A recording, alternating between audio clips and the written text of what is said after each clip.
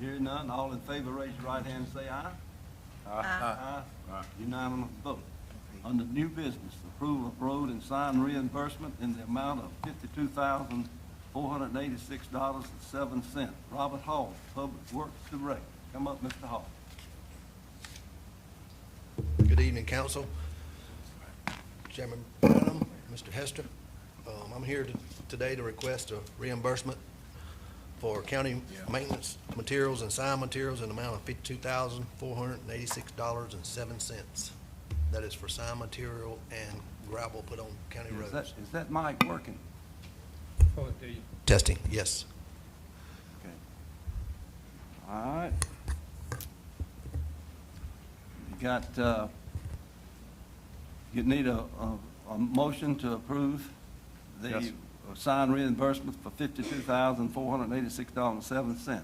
Got a motion on that? I'll move that we approve the road and sign reimbursements in the amount of $52,486.07. Need a second? Second. Second. Second. Okay, any discussion, question?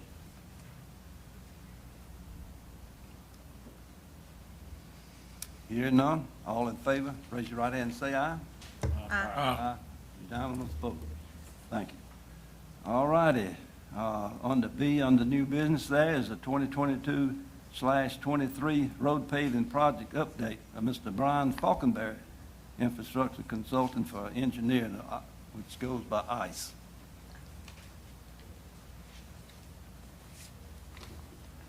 Good evening.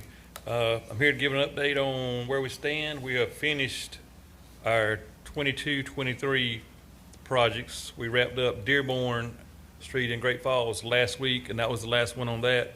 So I can start getting a closeout on all those projects. And the 24 project, we're slated to start in August with a completion date of November the 30th. And that will be Angel Road, Antler Drive, Bel Air Drive, Branch Street, Bridgewood Road, Connor Road, the state portion, Friendship Drive, Grove Park Drive, Linda Lane, Nancy's Place, Partridge Lane, and Raxter Road. All righty. And Y'all got any comments or questions for Mr. Falkenberry? I have a comment about the paving of Dearborn Street. That's just an exceptional job they did down there. Dearborn Street's completely transformed. It is absolutely wonderful to have that street back in good repair. How long has that been going on? How long we been requesting that? Well, really, they did the job quickly. We put it off because of some other construction work that was going on. And once they started to work, they knocked it out quick. Well, great. That sounds good. Yeah, I've got a question about, I mentioned it to our administrator, Mr. Hester. Rippling Brook Road, you guys, I think he mentioned it to you guys about a couple driveways. Citizens had some issues with how they were paved, a couple of driveways, and I need an update on that. we took care of them. The one guy that was, man, I wish I could remember the address. Yeah, there was one going on in the right and one directly across from him on the left. Yes, sir. We both widened both of them and widened them out. Thank you, sir. No problem. Let me ask the question, there's all kind of questions getting asked in Richburg. What is the stakes doing on number 9? That they've surveyed all of number 9 from basically all the way from I-77 all the way down through there, stakes on both sides of the road and on to way past the library back in there. Are they getting ready to repave number 9? I do not know, Mr. John. I can find out. I'll ask the DOT. The other one is Mr. Coleman several years ago here said that they want to repave Highway 901 from beginning of Richburg, when you turn into Richburg to Hunter Road. And it was so bad down there, they came in there and just threw some asphalt on the thing right south of the old Richburg Road, just to try to make it compatible. Patch it, yeah. Any word on that? No, those are all be state roads. I'd have to ask the DOT department and I can get back. Yeah, I realize it's state road, but But yeah, I hadn't heard anything, no, sir. somewhere along the line, I would hope you would have some input with that, finding I out. wish, I would do my best. Live too close to Laughlin not to. Exactly. And Mr. Agee, we've really reached out quite a bit to the state DOT on a lot of different roads, sidewalks, and other projects that we got going on. And, one of my comments tonight was going to be that we really, we're getting, that they're over a year behind, right, Brian? Who, State. yes, we're. No, cement- the state DOT is a the year state's- behind They're a on year projects. behind. They had big issues and we did too, with as far as the county, as far as getting cement for our projects. Where they're doing a reclamation to the roads, cement market put us in a hole. Even from grass cuttings to on state roads that they're supposed to do, as well as sidewalk maintenance. Quite honestly, we've taken it on and started doing some of it ourselves because they can't even give us an estimated date to do it on at this point. So I think that's where we reach out to our legislative delegation, and that's who we contact with regards to that. And that's our real avenue to probably get the best results. Okay, any other questions or comments for Mr. Faulkner? I do have one, if you don't mind, Mr. Chairman. Yes. Can you give, and I don't know if it's you or Robert to give the update, but I know Robert reached out to you about sidewalks and up there by Pizza Hut and crossing the railroad tracks, and I know that you guys potentially have an update on that. Correct. There is a TAPS program out there that I'm gonna get with the CTC department in Columbia at the headquarters, and there is money available. Okay, And they've actually given me some good news that they're having a hard time giving that money away. So, okay, fantastic. yes, So what we're trying to do, I brought this up one time before the council, but we're trying to finish the sidewalk where it was sort of left blank and vacant there between, right at the railroad tracks. So it sort of stops, and then it starts again on the other side. So we're trying to get that sidewalk finished. And then, I don't know if you guys have been around the bypass, but last week, you guys spent 2 days, your staff, or Robert, or Joe Roberts' staff as well, and they were started the sidewalk cleanup. They were scraping the grass, they were running the broom up through it, and then they got onto the sidewalk, started some of that. State came in and cut some of the grass, so that project is ongoing. What did you say those dates were, that those roads that you listed off just a moment ago? their start is planned to start in August of this year. Okay. With the completion of November the 30th. Perfect, okay, thank you.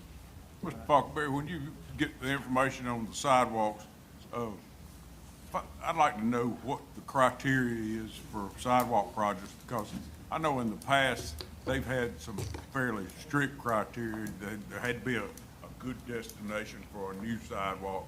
What I'm more interested in is repairing of old sidewalks on Dearborn Street. There's some sidewalks that are, oh my goodness, they're in terrible Correct. shape. If we could just go in there and get some money to patch it all up. Okay. A lot of it's still good, but I'd like to know if there's help for that. I'll find out. Thank you. You're welcome. And if the TAP program doesn't cover that, Brian, maybe CDBG, we have to just look at I think where it falls on percentage. TAPS had a fairly strict criteria. I know when we were doing that sidewalk, putting it in there, it was some controversy with the railroad there about us being able to do that. Are you familiar with that, or have we overcome that? Mr. Roberts said that, they're gonna charge like I think we're okay $600 on a it. year. Yeah, I think we're okay on that. You say good with that? It's with the railroad is what you're talking about. Railroad told them no. Yeah, they put blocks up there and all the other kind of stuff, so I just make sure that we don't get in trouble with the railroad. I think we're working with the railroad on that. You're so good on that? We are. Great. I think it'd be advantageous for us to do that, so thank you. When will the roads be selected for the 2025 year? Whenever I get the list, September meeting. September. So the goal with that will be for us to find out how much money we get, which we won't know till July.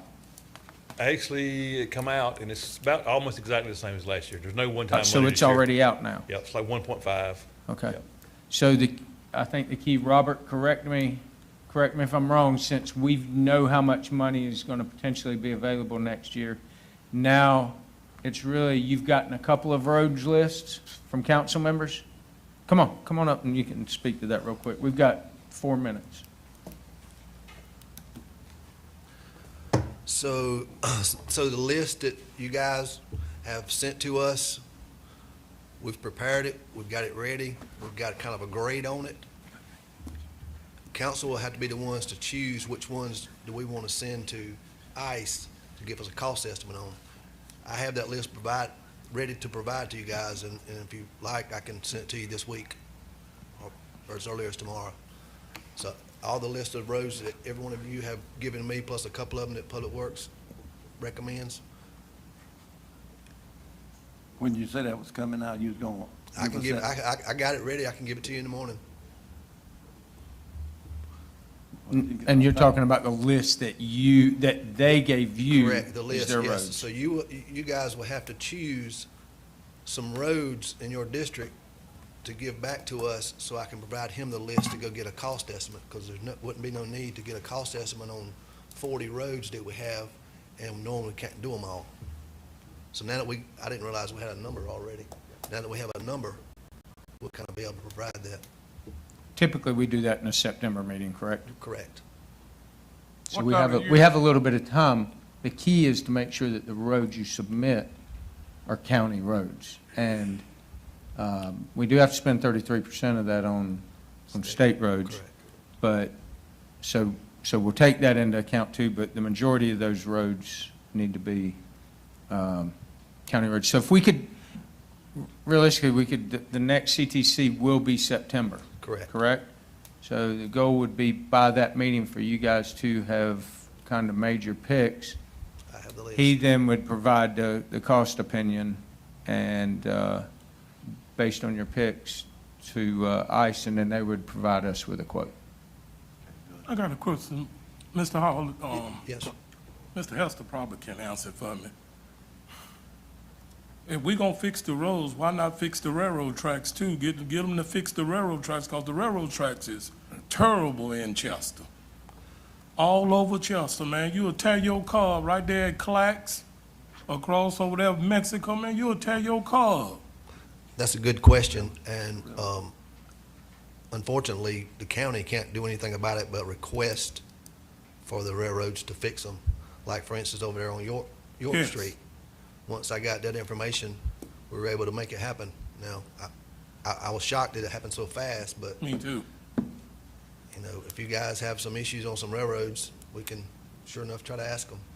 Just do that for me. I really appreciate it. All right? The roads in the Fishing Creek area, can I get with you, maybe tomorrow and find out, I'll give you a call and find out which one of those roads in that whole area are state roads and which one of them are county roads? I do have, some issues with, people living in that area, talking about potholes in the road in that area and tearing up their tires and knocking their cars out of line and things of that nature. So I need to get with you tomorrow. I'll call you. Okay. All right. And we can go over that, because I know some of them have to be state and some of them are county, but I just need to know which ones are which. Yes, sir, I can provide that list of county roads, so we'll get together. Thank you. Robert, when we got the one-time money from the state that we had to spend on DOT roads like Dearborn, Right. that was kind of a surprise. That was a surprise. That You was a think we got one-time. any surprises coming down the road this year? It'd be nice, but I don't believe You're awful so. definite on that. New. Maybe next year. You know how it goes. They'll hold off a year. Yeah, We'll maybe get something next year. all right. Don't see any this year. All right, any further questions for Mr. Hall or Mr. Falkenberg? Hearing none, thank you for that report, and we'll be looking forward to getting the name of those roads then. Thank you. All right, at this time, I'll entertain a motion to adjourn. I'll make that motion. You got something else? I was gonna see if Mr. Joe will sign these. Okay, I'll just put my, I'll get them. Thank you, sir. I'll second the motion to adjourn. Okay, are y'all motion to adjourn the CTC meeting? All in favor? Did we get a second on that? Yep. Okay, all in favor, raise your right hand and say aye. Aye. Okay, thank you. We'll get that done, and now we, about 1 or 2 minutes after 6, so we'll go ahead and get started with our regular meeting. Okay, thank you, ma'am. All right, I'd like to call the meeting of Chester County Council to order, May the 6th, 2024, at 6:03 p.m. Stand for the pledge of allegiance and invocation. I pledge allegiance to the flag of the United States of America and to the republic for which it stands, one nation, under God, indivisible, with liberty and justice for all. Let's remain standing for invocation. This evening, our kind and heavenly Father, I come to you thanking you for waking me up this morning. Thank you for watching over my family. Thank you for watching over these citizens in Chester County, and thank you for bringing us all here to this very spot and this time in the day. Lord, we ask that you continue to watch over us through the night, watch over us in the morning when our kids and family and spouses and everyone goes to work, and keep us all safe. We ask that you watch over our country, keep our country safe, and bless the men and women that protect us here and abroad. Then, Lord, we ask that you watch over our county citizens, county employees here, and continue to bless them and their families. And then we ask that you lay a special hand on our clerk of the council, Christie's father, Mr. Vickers, who suffered a heart attack. We ask that you heal his body, and we ask that you heal any citizen in Chester right now who may be going through something. We ask that you put your hand on them and heal them right now. These and all other things, we ask in your son Jesus' name we pray. Amen. Amen. Thank you, Mr. Gott. All right, the approval of the minutes from under April the 15th, 2024 council meeting. Need a motion on that. I move we approve the minutes of the April 15th, 2024 council meeting minutes. Okay. All right, need a second? I'll second. Second, got a second, Mr. Guy. Any discussion or comments? Here none, all in favor of approving the April the 15th council meeting, raise your right hand and say aye. Aye. None vote. Okay, on the B, April the 30th, 2024 budget workshop meetings. Like a motion on that? I move that we approve the April 30th, 2024 budget workshop minutes. Okay. All right, need a second? Second. Second, okay. Was everybody in attendance to that? I wasn't. Okay, all except Mr. Killian now, okay? Any comments or questions on that? Hear none, all in favor? Raise your right hand and say aye. Aye. Aye. All except Mr. Killian, which was absent from that meeting. Okay, under citizens' comments, we got several here on the list. Ms. Karen Hill.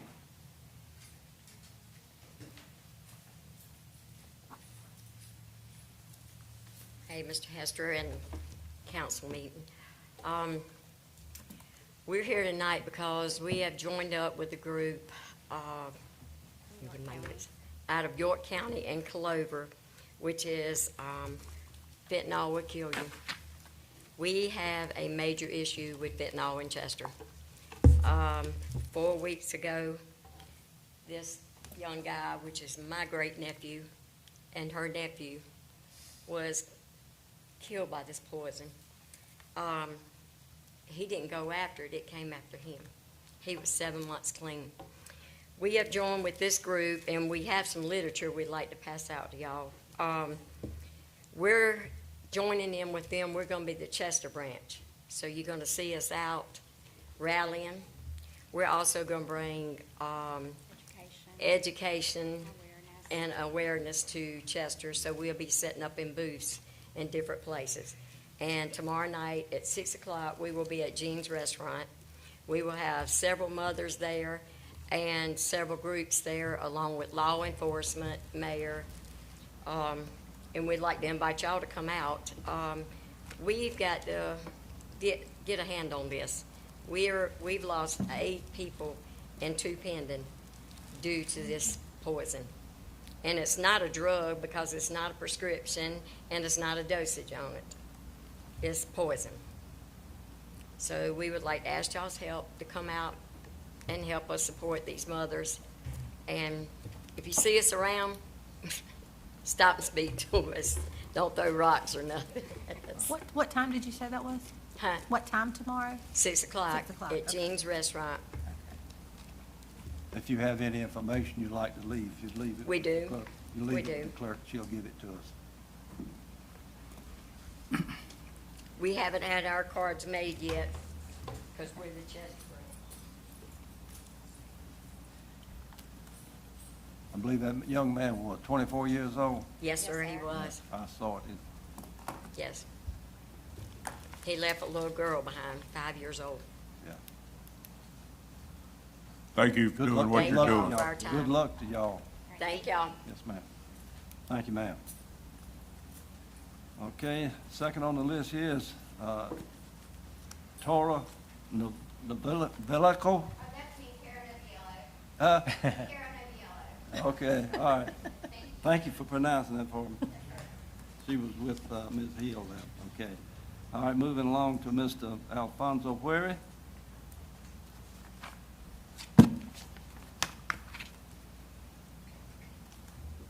Good afternoon, council. My name is Alfonso Hueri. I reside at 2344 South Fork Road here in Chester. I am coming to approach the council about gun ranges. Like again, to say I'm out on South Fork Road, and I don't know if it's got a gun range or what, but it's just a lot of shooting going on, and they got this stuff they call, I think it's tannerite or something like this here, and it's, I mean, it could really shake the walls. And my thing is, I'm talking about, well, my wife, she works like a third shift, and she gets home like right about 7:30, something to 8. If she a little bit later on that day, we'll have to talk about it. But anyway, she normally, try to lay down maybe around about 8, something like this here, and around 8:30 or 9 o'clock, I mean, boom, boom, and then the explosion. I mean, it's annoying, and I don't know what the council can actually do about this here. I know it's on private property. I don't know. I haven't been there over to that site on the property, but I just want to address the council to find out what can we do about this annoying. And I know it's not just in my area, because I've been several places, and I'm like, well, y'all got it here too. So it's in the county. So I want to address the council and find out what can we do about this gun shooting, this loud noise. If you would just somehow or another give me some kind of answer or something, because I mean, it's annoying. If y'all could, do some elaborate on this here. Mr. Chair. Thank you. Is that all, Mr. Ware? That'll take Mr. care. Chair. Yeah, If you allow me to break protocol to okay. address this for just a second, I appreciate it. Yes, sir, go ahead. So, Mr. Weary, I appreciate you calling me and letting me know about it, and I did, with the help of our administrator and our planning and zoning, got some information on that I will share with you later on today. But just for your information right now, in reading the ordinance, if you can get at least 2 more residents in your area to make a complaint about this noise, and then if you can't get 2 more, according to our ordinance, if you could place a call to our sheriff's department or someone of that nature and have them, when it's going on, to witness this sound with them witnessing it and with you, then we can get with our nuisance and abatement. According to our zoning, we can get with our nuisance and abatement and noise and maybe find out where this is coming from and ticket the residents that's doing it. Am I correct on that, Brian? That's correct. And I think like you said, the key would be to have the sheriff, if you think this is going on, there's 2 things you need to establish. Is it recreational or is it commercial? If there's a commercial operation, it's obviously illegal without proper permitting. If it's commercial, depending upon the time of day when it's occurring, there's some safety protocol that has to be in place. Obviously, you don't want, your windows being shot out and bullets whizzing by. The sheriff could make a determination if there's any illegal activity or if it's, from a decibel standpoint. Sheriff, you guys got decibel meters? No decibel meters? So again, but a deputy could determine, hey, is this a nuisance type? But, it would be an opinion, obviously. But at the end of the day, I think too that, like Mr. Guy said, if several residents, had an issue with this, it would be beneficial for everybody, including the neighbor involved, to try to work it out. And now you stated too as well that the people don't live on the property. They own the property. It's private property. I'm pretty sure because that's the way they go in, and I'm pretty sure that's their property. But, Their property, but there's not a house on it. yes, it's a house. Oh, there there. is a house. Yeah, it's Okay, a I'm house sorry. there. Okay, I wasn't aware. Yeah, but I'm just, just trying to get. I'm pretty sure I can get, the neighbors there, because, it's annoying. Has anyone made a complaint to the sheriff's office at this point? I've called to the sheriff department where they had something up the road. There's another, just right up the street from me. That was, I don't know. They told me that the people was coming down from, Nichols' store, and they would give them the information to come down there. It would be, like bang, bang. So I called the sheriff department, and I talked to this lady, said, they got, you can bear armor, right? Something like this here, she told me, I'm like, this boom, this here, Tanner Wright, stuff like this here, he said that stuff, it's put it in some Gatorade bottle or certain amount or whatever, and target, but it'll shake the walls, and Mr. Hester, I think we probably need to discuss this Yeah, that's what I at say. some other time, but I think we got another problem going on. If we got, We're not positive. Okay, so it went to, okay, perfect, so, good. Well, but again, and this is just one example. I get calls, he handles our nuisance and abatement properties. He handles when the calls come in that, somebody's dumped something.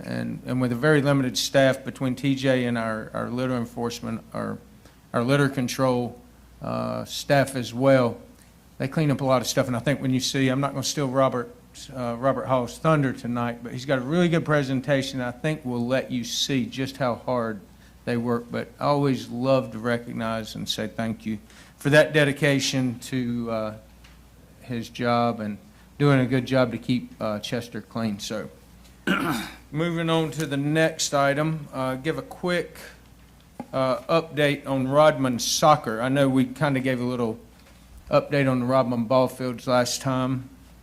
And so I just wanted to update you that the soil samples of both fields have been taken and submitted to Clemson Extension. And so what Adam and his staff in Parks and Rec are trying to do there is just determine what we need to do to make that grass grow the way it should and get as full as it should. So just looking at soil to see what kind of nutrients it needs to make those soccer fields as nourished and flourish as much as possible. They're working on a quote for netting, poles, and sleeves. Actually, they got the quote, and they're waiting on a couple of other quotes. And then they're doing a cost opinion on the concrete and the handicap parking, and then to get access for ADA access to the lower fields as well, and handrails on that. So they're working with the budget that was set forth for soccer and working on some things to go ahead and get that moving all the while we have the other Rodman projects going on as well. The other item I'd like to update you on is EMS. And again, the reason I'm going to highlight this is because there were some promotions made, and these promotions came within. And I think it's always important to recognize when we're able to take positions that we have and for our employees to always be able to better themselves. And so Emily James was promoted to shift supervisor in EMS. Charlie Garcia was promoted to a senior medic. and Haley Faulkner passed her paramedic written exam, and she will now fill one of the 4 vacancies we have in a paramedic position. I think, I see Kel out there. They're probably as close to being full in EMS as I've ever seen them since I've been here. So good job over there. And the new ambulance is expected to arrive this week. So very good. One of our new ambulances. The other thing that I'll just recognize, I have a couple of things from EMS because I've got both his weeks, his director's report, but also on behalf of South Carolina DHEC and the EMS for Children program, Chester County is now a certified advanced level PEDS, which is a Pediatric Ready Emergency Agency. And this comes after an inspection that was done on the 11th, which I think at the last council meeting I told you we were getting ready to do. We are one of only 15 agencies in the state to achieve this.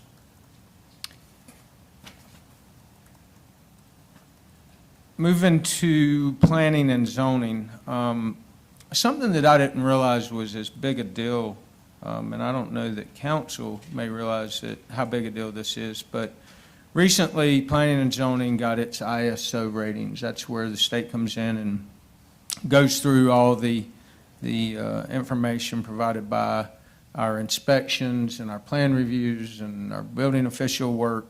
And I'll try to just kind of be as brief and not get too detailed, but the fact that the county's ISO rating, we had a commercial rating of a 2 and a residential rating of a 3. So the importance of this is that you can kind of see by, if you look, there's a website you can go to, but on a state average, we're in the top 0.5%, and on a national average, we're in the top 5% of those providing better building codes in their counties and cities. So what's the importance of that? ISO rating of a 2 puts us in that top 5% of the U.S. In the county category. Actually, in the county category, not counting cities, it puts us in a 0.5% in the U.S. All right, so a very low number. So because of this, residents in Chester County can receive up to a 20% reduction over other areas of our country in insurance. So while it's not, don't take that as homeowners are going to get a 20% reduction in your insurance. That's not what I'm saying. I'm saying yours are 20% lower than other areas of the country, and that's how important that is. So Michael, Mr. Levister, thank you for that. And RCI played a big role in that too with their certifications as well. So thank you for that. That's big for residents of Chester County. And then the last updates, I want to give a Lewis Fire Station update. Mr. Hayes is in the audience. I think I saw him earlier. There he is. Sorry, Harold. If there's any questions, you may have to answer them on this, but there were a few setbacks on Lewis Fire Station with regard to the rating of the building and an addendum that was in the original contract. And so it's been worked through. The difference is that building has to be rated as a storm shelter because even though it doesn't house people, it houses equipment that saves lives. And so there was some confusion in the original addendum by the builder, but that's been worked through. The new building has been ordered. There's some new drawings that had to be done. The drawings are expected by May 22nd. An estimated delivery date on the building is now June 20th, which we were already waiting on that building, correct, Harold? Didn't matter which building it was, we were having to wait on that building just because of, the supply chain issues. But the site work is completed, and so we're just waiting on those items, and they should be moving forward with that building as soon as the building is on grounds. And with that, Mr. Chairman, that concludes my administrator's report. I have 2 questions for you. Yes, sir. Could you comment on Mrs. James's comments that she made on citizens' comments? Because that something doesn't make sense here. I can. And Mr. Guy and I, we should know about those, and Ms. Mosley, for the sake of argument, we should know about that, but I haven't heard that. So. And there are 3 people in this room tonight that have done a lot of volunteer work at Rodman. So I think they deserve an answer to, or I don't know. So I'll give you the answer to the best I can with regard to that. We've worked very hard. So the PARG grant was lost. We were out of compliance. We violated the PARG grant. And we also were out of compliance with our land water conservation grants. And we have a guest here tonight who's going to explain that for us and talk a little bit more about that. And so I met with Ms. Cushman, Mr. Studemeyer, Mr. Bedard. We all met with Ms. Cushman, and they've been working with her. We all had a meeting, and the goal was to find out what we needed to do to come back into compliance.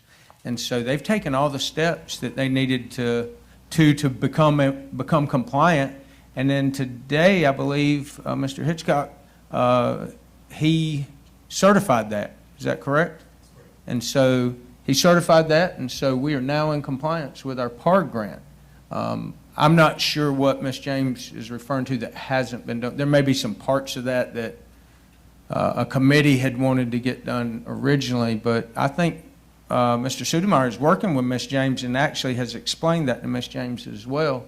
And so I urge anyone who has questions about the grants. Our goal is to get Chester County back in compliance to where we can qualify these parks for grants. Whatever was done in the past and however we got out of compliance, we've got to move on and get past that. And so that's the goal. But I think if there's questions, the man to talk to is those 2 men sitting right back there, Mr. Bedard and Mr. Studemeyer, because they are so well versed on these grants and how we were out of compliance and what we needed to do. And I commend them for bringing Chester County back into compliance and what they're doing with the land water conservation and the relationships they've built, because that could be millions of dollars that can go to our parks and our recreation in Chester County that we've missed out on because of those compliance issues. So I hope that answered your question. I have no clue. I just know that 2 years ago, June, whatever, I won the Republican primary for my district. And one of the things I campaigned on was to have some bathrooms that ladies could go and use at Rodman. And that is not there a year and a half later.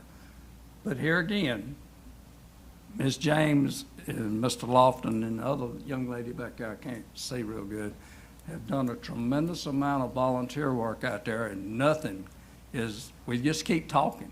We just keep saying the same thing over and over again.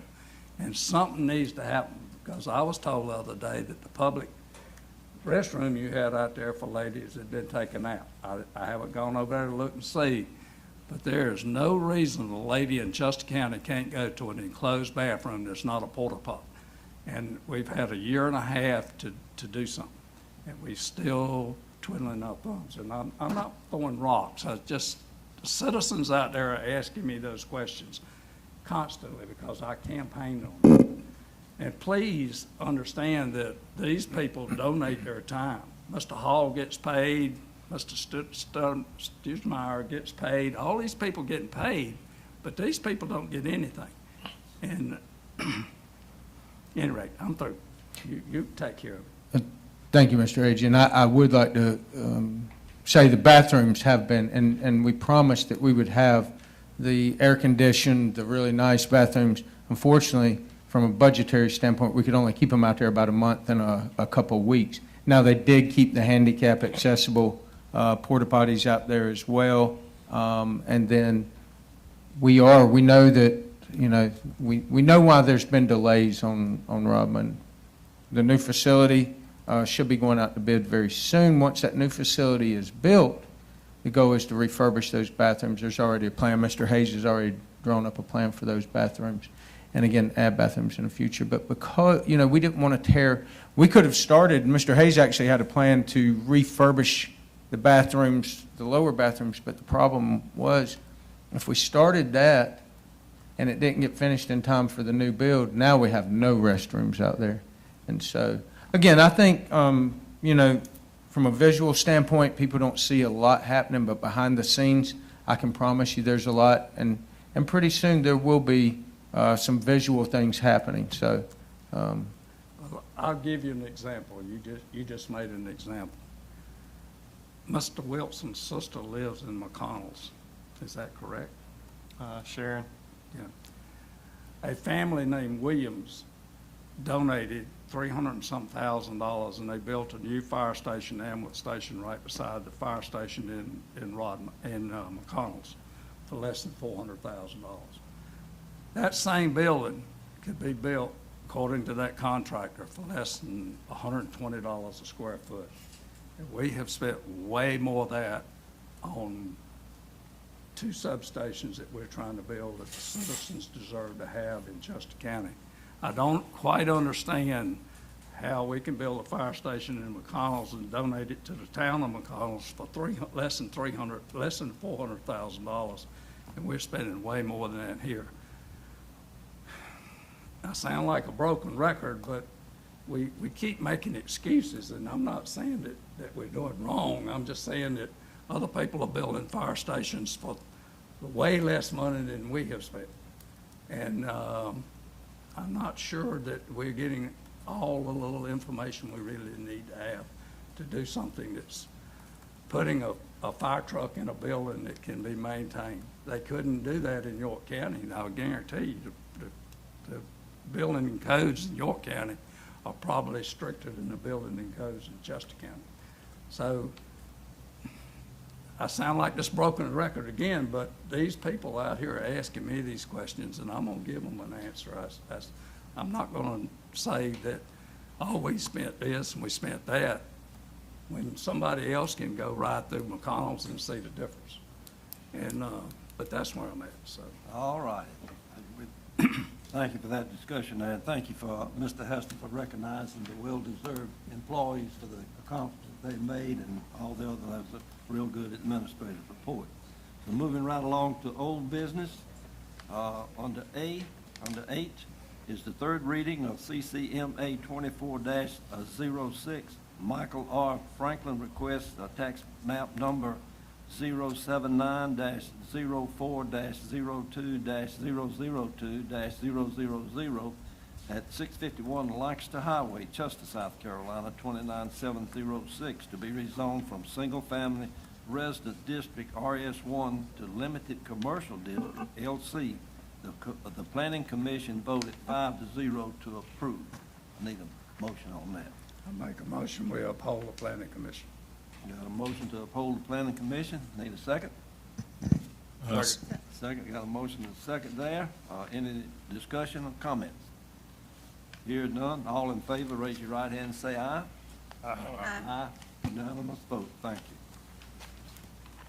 Okay, moving along on the B, on the 8 there is Chester County Welcome Sign discussion. Mr. Harold Hayes, project manager.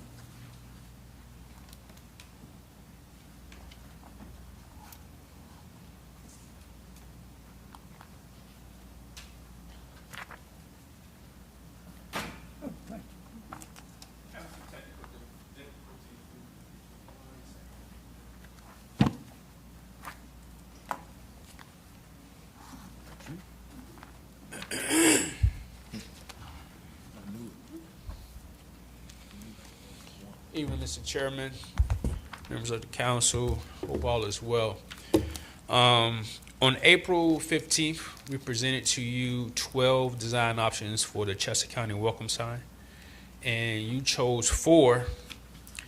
And the 4 that you chose were number 2, number 6, number 8, and number 11. So we took those 4 design options that you chose out of the 12 and created a voting poll for the community, for the people of Chester County to vote on as to which design option they like the best. We had a good turnout of the voting. We had 471 people to vote. And from that, the people's choice was number 8 and number 11. Number 8 received 27% of the votes, and number 11 received 39% of the votes. So number 11 won the voting poll. But we got some feedback from people, and so we want to present two new options for the welcome signs. And they are a welcome sign that utilizes the logo of Parks and Recreation to welcome people into Chester. And then the other one uses a similar approach that we presented earlier, where we took the outline of Chester County and then identified the municipalities within Chester as the welcome sign. So what we want to do is take from the previous poll the top two design options along with these two new design options and create a new voting poll to allow people to vote. And this was based off some feedback that we had gotten from the people. And so we wanted to give another opportunity of voting. And then we also came up with the idea of possibly having the people of the community to vote, or not to vote, but to create a welcome sign themselves. And we vote on it to see if that's a route that we can take for the welcome signs. But those are the 2 or the 4 welcome signs that we're looking to vote on again and come up with one sign that represents the welcome sign of Chester County. I see you guys looking at me a little bit over here. So to further explain what I've put Harold up to is, so we're not in a rush for this, right? We got a lot of good feedback from the comments online. Some really good ideas too, and some comments that, hey, your dots aren't in the right spot, and certain things. And so we want to make sure that we listen to everyone. We took the top 2, like Harold said. We added the 2 that were actually from comments, and then there were some comments that let the citizens have input or design input. Look, I know we could open Pandora's box up, but let's see who takes the time to design something. I think we put the vote back out. We allow people to submit some designs. We take the top 2 winners of the votes. We take whatever designs come in, let council look at it again. And, then we can try to whittle our decision down. But again, we're not losing anything here, and we're gaining, some input from the community. So I think it's important that we take our time with this and make a sign we're all happy with. I think we can all agree probably, I don't think anybody was 100% crazy about one particular sign. So let's kind of let this thing work itself out a little bit. I've got a new favorite, but, maybe a citizen will pop something in there now. I'm 100% crazy about number 11. Which one? Number 11. That was really surprising about number 11, quite honestly. But if we did number 11, I think we, Harold and I have talked, and Robert a little bit, that one might have to be made or constructed a little different too.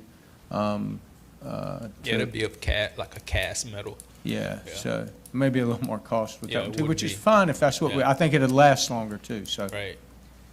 I think there's a lot to be said for the one on the screen now on the left, the Welcome to Chester County, South Carolina. That's our brand that we're already using in Parks, Recreation, and Tourism.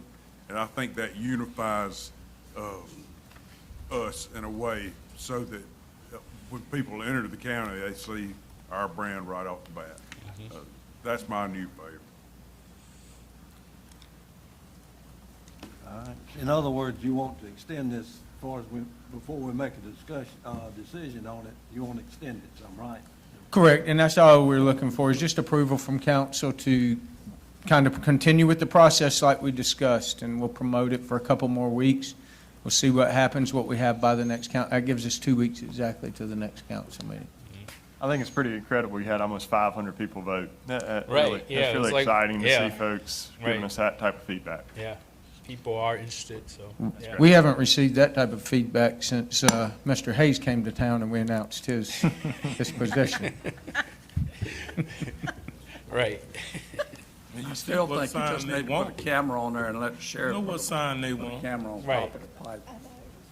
All right, any further discussion on that, or council, do we need to take a vote on allowing you to do that, or? I think the consent, I think if there's not an opposition, there's I not don't have necessarily a any need for a opposition. vote. Any opposition, let's put it that way. Hearing none, approved to proceed with further discussion about the welcome signs to church. All right, thank you. Thank you. Thank you.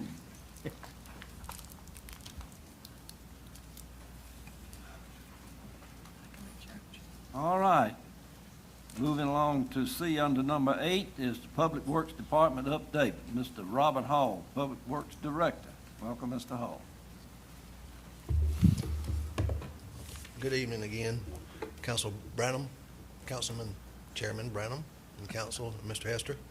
Robert, pull it up a little bit. Yeah, that's something that Mike doesn't know. Is that one working? Test it real quick. Testing, 1, There 2. you go. There You we need to get closer. I can get close to it. Yeah. We're here this evening to provide an update of the Public Works Department. We're excited to provide information to you about our department. I also first would like to say how proud I am of our team. And after this presentation, I believe you will feel the same. I would first like to ask that my team stand up and be recognized.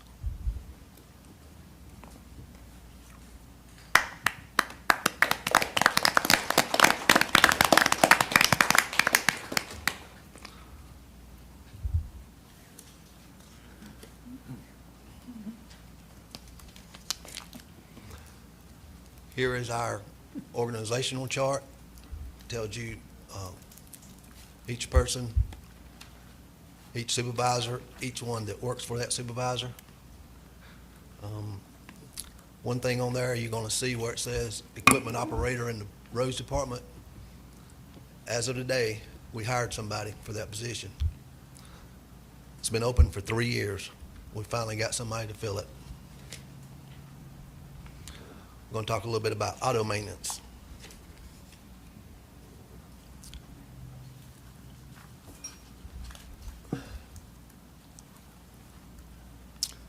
You'll see the cost, the years, the repairs. 2022, 2023, you had $116,000 for parts.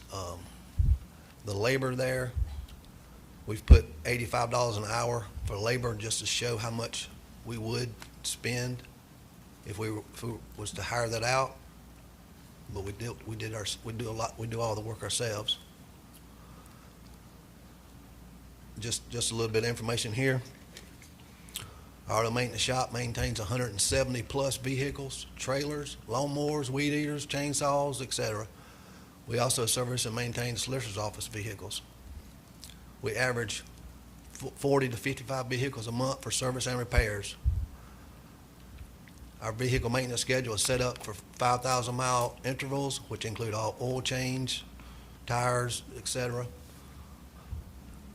All tires are replaced when they reach a 4/32 tread wear or due to a road hazard. For the past 2 years, we have maintained to keep our outsourcing under 3%, which is that's really good. We're not having to send much work out. We're doing it ourselves. We put a big priority on all emergency response vehicles to get them out, get them repaired and back in service as soon as possible. Just note, we do maintain and service records on every vehicle that comes through our shop. We take pride in our work to assure that every county employee has a safe and dependable vehicle to drive. And this is the big one. Our department consists of 2 employees in the maintenance shop, auto maintenance. Ronnie's the supervisor, and Eddie McWaters, he's the mechanic. And Ronnie will say, we are a good team and work great together. That's why our department is so successful.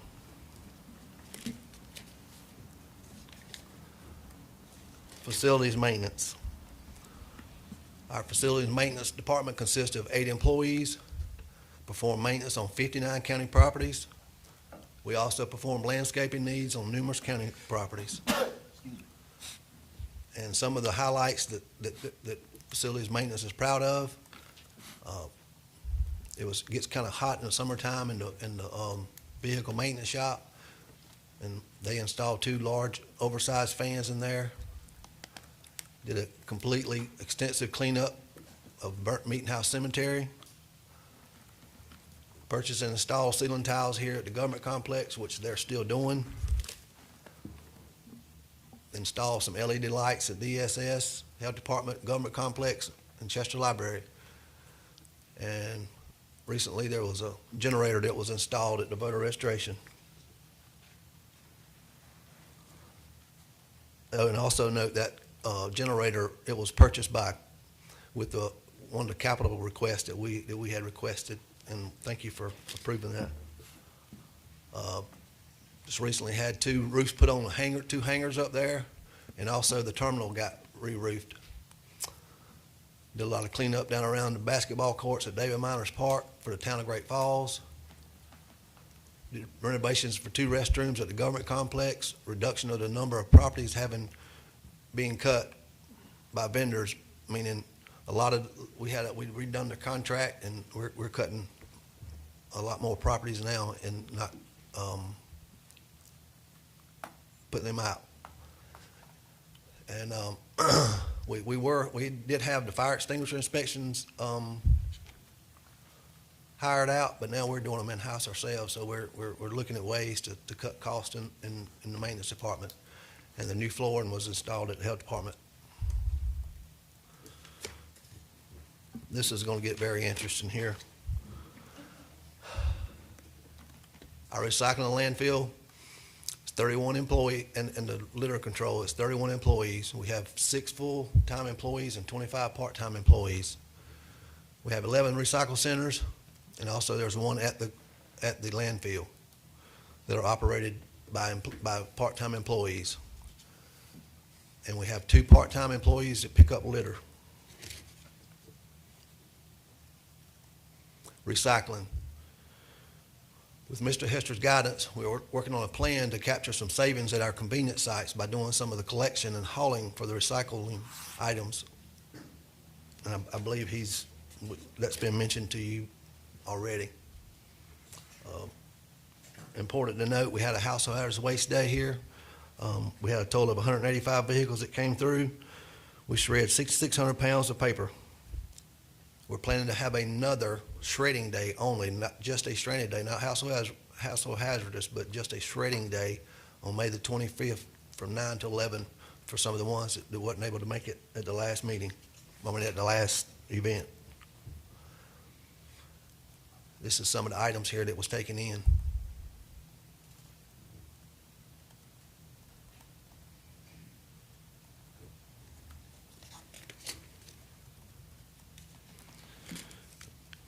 Now we get to the landfill expansion project.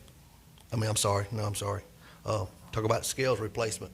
The scale replacement at the landfill is getting close. It's in production, and the estimated delivery for the scales is in July. The transfer station floor upgrade. Specs are in progress, and we'll bid out soon. And I know some of y'all are interested in our landfill expansion project. I have John Abercrombie here from Labella, and he'll be able to provide a little bit better detailed information than what I would be able to.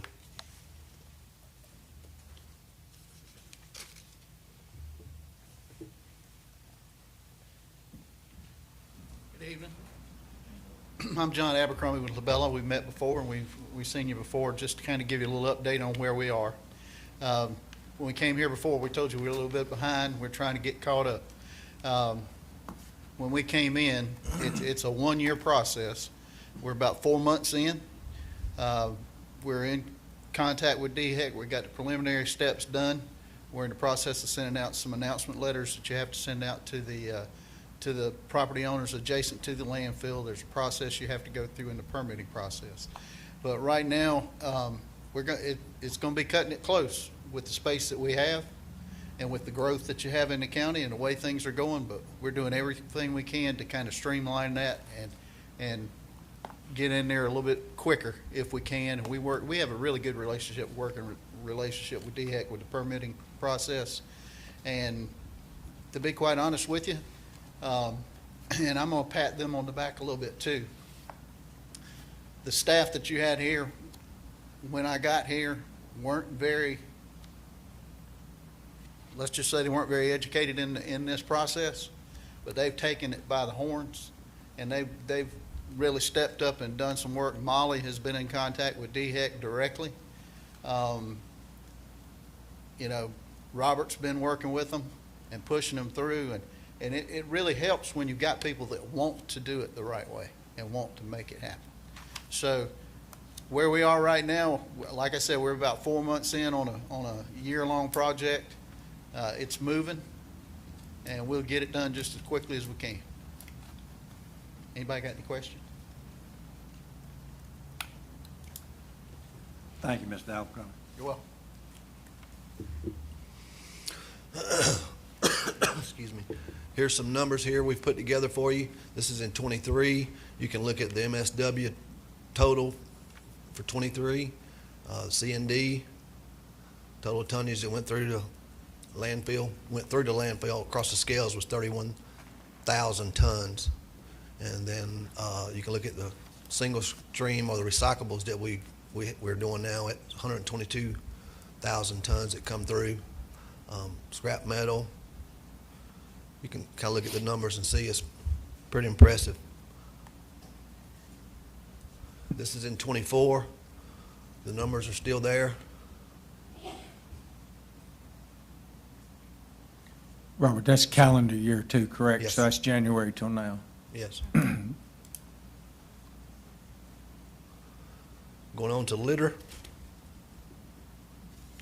And also note, I'm sorry, I also note back at the landfill, just know that in this year alone, for C&D, we're collecting 100 tons, average 100 tons a day, where in the past we were doing 50 to 60 tons. So C&D is about doubled.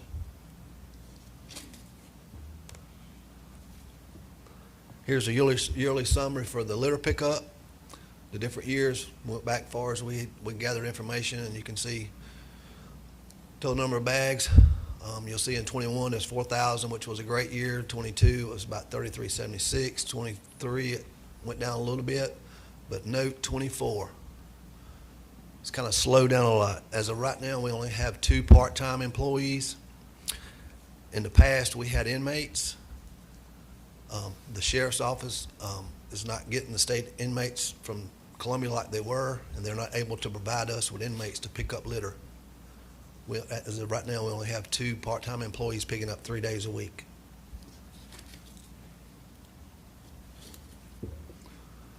Nuisance and abatement.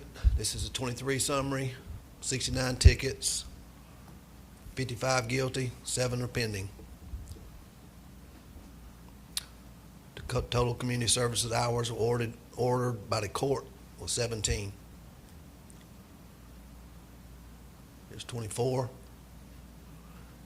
Kind of read across there, tickets that were written. And I'll make one comment about where it says court-ordered fines were $1,230. The guy that was supposed to have gone out and do community service, he decided to pay the fine, and he paid $1,275. So that's why the number there is different. We're excited about the next slide.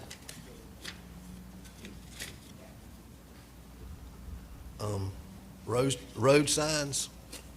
And just to note, the road signs are installed by litter control. The 2 guys that, I don't know if you know them, John Boulware and Robert Guyton, they're the ones that move a lot of trash. They help pick up litter when people do illegal littering, and they also install the road signs in the county. This is going to be some good information for everyone. This is something we're proud of. We started doing this a couple of years ago.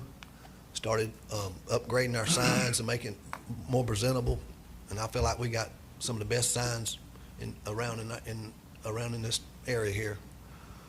So let's look at the blue sign there. The blue sign will tell you that's a county-maintained road. It's blue with white writing. So if you live on a road or a street and it's got a blue sign up, you know that's a county-maintained road, and we'll get to a slide in a minute. That means you call us. Here's one here from, I think that's Millen and Fishing Creek Church. Green and white, South Carolina DOT sign. That's the way you can tell if it's a state-maintained road. It's going to be a green sign on it. And the second thing you can also look at for people, you can actually look at the stop sign. If you come to a stop sign and that stop sign has a number on top of it, that tells you that that's a South Carolina DOT maintained road. It's not maintained by the county. It's maintained by DOT. And the third one, there's different, to help understand it, so let's just say if I wanted to name my road that I live on, I can go to building and zoning, pay a fee, and you can have a sign made and name your street or your road. That road is not maintained by the county. It's not maintained by the state. It's your road. However, we will maintain that sign. We maintain all signs in Chester County, whether it's in Great Falls, Lowry's, anywhere, state or county, we maintain all the signs. Here's a little summary of 2021 signs. We put up 982 signs, and part of these numbers here that we're talking about is some of this money that I come and ask for reimbursement. This is what this is. So in 21, we did 982. 22, we did 2,368 signs. We replaced that many signs. And also, I like to make a note about that one there. So you look at in 2022, May, June, July, that was a time when I actually was driving through the town of Great Falls and didn't know where I was at. I had turned off on a road and there wasn't no street signs nowhere, and I kept riding and looking. There was no street signs in Great Falls. And we took on a mission to get all those signs put up down there, and that's why them numbers there are up. And 23 is going to slow down some, and eventually, also note, we're putting up metal signs now. In the past, we put up those old fiberglass ones. I know y'all used to get reports from previous administration that we replaced 200 signs because somebody tore them off the top. Can't do that now. They'll have to take the whole sign, the pole and all, if they're gonna steal our signs. So 24. So it's slow. It's gradually going to slow down. So the numbers the cost is not going to be as significant as in the past.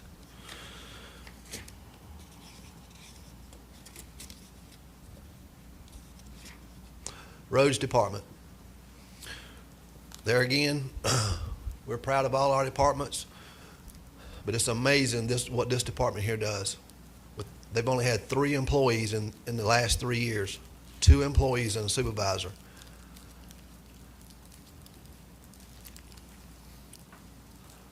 Let's just say if somebody needs to have some work done on their road, if it's a county maintained road, you call that number, 377-1014, 377-1014. You call that number, there'll be a lady to answer that phone, will take you all the way through the process. She's very good at what she does. You can also go online and fill a work order out online. For those of you that don't want to call, you can actually go to the website that's posted there, or the link, and it will take you. You can actually fill out a form to have your road fixed. Our roads department currently has 3 employees. Our roads department is responsible for maintaining 367 county maintained roads. And there's the different types of roads with the miles of each. Some of the highlights for last year was council approved for them to get a new tractor and bush hog. Now they're able to make 3 rounds of grass cutting on the roads each year compared to 1 before they got that second tractor. They also purchased a chipper that was greatly needed for removing debris. When trimming and cutting down trees in the past, we would trim and cut down trees and we'd have to either blow them off or sweep them, whatever, and it took a lot of time. Now we just grind them up and haul them away. One of the highlights is they engineered a pressure washer and put it on a trailer and bought us this particular tip. Now they can go to culverts if they completely stopped up, and they'll get in there and open that culvert up. And there, I had to note there, our department has been down one employee for the past 3 years, but today we have 4.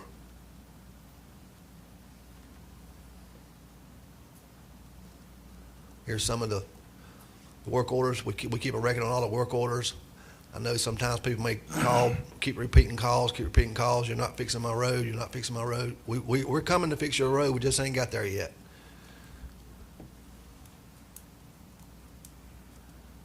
So you can also look, see, it shows you the total number of work orders, 104 work orders for 24, and we still have 45 of them that hadn't been completed yet. Here's the total number of gravel. That'll show you something here as well. So you, in 23, you had 179 loads of gravel that was hauled out on 39 roads, total cost of $65,000. In 24, we've already hauled 126 loads at $46,000. Now the cost of gravel has gone up some. Let me back up one time. I had one more thing. I'm sorry, I had one more thing and Mr. Hester, I apologize. I don't know if I mentioned to you about graves, indigent graves. Did I mention to you about indigent graves? No, but go ahead, please. Okay, so our department also takes care of indigent grave sites. So if there's indigent within the county, we get called, we go out to our county cemetery, uncover it, we build the box to put the body in, and we put them in the ground, and we keep a record of everything and Miss Kathy keeps a record at our office on where everybody's at. And I meant to tell you that, Mr. Hester, but I think that ends my... Can I ask you 3 questions? Where does Roy Shirley work? Sure. Sir? Where does Roy Shirley work? Roy Shirley went to work at the landfill. He's the one that does the covering over the landfills. That's a fine fellow. Thank you, sir. We're proud to have him. 2 other questions. Your work record looks real good. You maintain large trucks that you have, the dump trucks and stuff like that. You maintain those, or you farm that out? So our roads department actually is the one that maintains our heavy equipment and our dump trucks. Okay. There's a lot of other heavy trucks in the county that we spend a lot of money on maintaining. And maybe that would be something you could look at that would save us a lot of money. The third question is fire extinguishers. Yes, sir. Are you doing the fire extinguishers just in this building in the county? Or are you doing fire extinguishers throughout the county? We do Because fire there extinguishers. was a lot of money being spent maintaining fire extinguishers that we were paying, and if you can do that cheaper, it would be a lot better. So I'm talking about in the fire departments, that's where there's a lot of fire extinguishers. So we do the monthly inspection, Well, that's what I'm talking about, just that monthly inspection. and we do contract out the annual inspection for them through First Fire and Safety, I think, in Rock Hill. All right, Mr. Hall, does that complete your report? That completes my report, and I appreciate Fuck. being able to I'd like- provide this information. You don't know how I'd like excited to- I've been about wanting to tell you about it. I've got one question. It's about tires. This is something, there's a lot of tires on the side of the roads in Chester County, and I noticed we can't put them in the landfill, right? Correct. So what do we do with tires in Chester? What can the public do with an old wore-out tire they got in their yard or wherever? You can take it to our Chester County landfill for $1. For $1? It For costs $1. only $1 to take a $1. tire in Chester County's landfill. Yes. And you're done with it. You do not have to throw it out on the side of the road. That's correct. People are doing that. And I hope that everybody realizes that's totally unnecessary, the low price of $1. How many tires do you allow a person to bring in for $1? Is there a limit they can bring in per trip? And is there a size limit on the tire? I don't think there's a size limit, but if you're a commercial company or if you're charging, we don't take tires Like a tire shop. like a tire shop. They have a separate system for that. Yeah. No, they charge you $2 or maybe more than that now. They can go to a tire repair place and they'll have that charge listed on the price of the tire. But again, I'd like to thank you for the very comprehensive report you made, and I think everybody sees that the county is doing a lot of work most of the time, and it Yes, looks sir. like a lot of it falls up under your jurisdiction, and the rest of that falls under Mr. Hester's jurisdiction. So thank y'all for doing a great job and keeping the county running and doing well. Thank you. I would like to maybe get the report sent to us, if you don't mind, so we can look at it a little bit more. Maybe tomorrow or the next day. Yeah. Send it to council if Yeah. you could, or clerk of council. Thank you. Yep. Thank you, Robert. All right, again, thank you there, Mr. Hall. All right, moving right along to D under number 8 there is from the Chester County Transportation Committee. We had one action to take on that. The action was regarding road and road sign reimbursement in the amount of $52,486.07. I need a motion on that.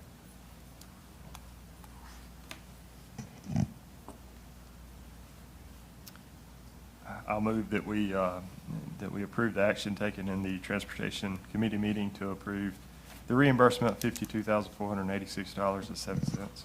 I'll second. Got a second, I have a motion and a second. Any discussion or comments? Hear none, all in favor of approving the reimbursement to the road department, say aye and raise your right hand. Aye. Unanimous vote, thank you. All right, under new business, Land Water Conservation Fund and grant compliance, Mr. Justin Hancock, South Carolina, PRT.